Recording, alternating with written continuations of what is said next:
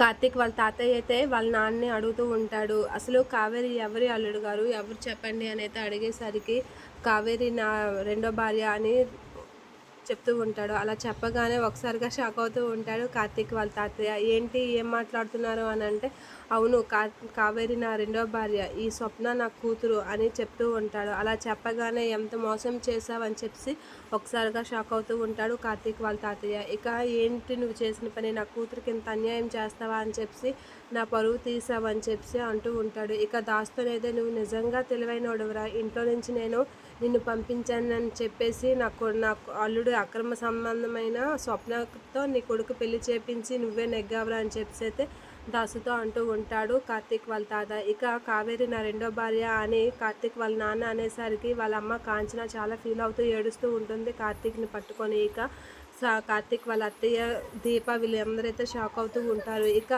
కార్తీక్ స్వప్న వాళ్ళ అమ్మ వాళ్ళ నాన్నకి రెండో భార్య అని తెలిసి స్వప్న కూడా షాక్ అవుతూ ఉంటుంది. ఇక పారిజాతం వీళ్ళందరూ అయితే షాక్ అవుతూ ఉంటారు. జ్యోత్స్న ఏంటి ఇదంతా నా పెళ్ళికే వచ్చింది ముప్పు అని చెప్పి షాక్ అయ్యి అలా చూస్తూ ఉంటుంది. కాశీ వీళ్ళందరూ అయితే చూసి అలా బాధపడుతూ ఉంటారు. ఇక కార్తీక్ వాళ్ళ నాన్న అయితే స్వప్నని చూసి ఇలా చెప్పేసరికి స్వప్న అయితే వాళ్ళ నాన్న కాసి చూసి, ఏంటి నాన్న మా అమ్మ నీకు రెండో భార్య అని అయితే చూస్తూ ఉంటుంది, ఎంత మోసం చేసావురా అని చెప్పి కార్తీక్ వాళ్ళ తాతయ్య అయితే కార్తీక్ వాళ్ళ నాన్నని కొట్టడానికి వస్తూ ఉంటాడు. అది చూసి పారిజాతం షాక్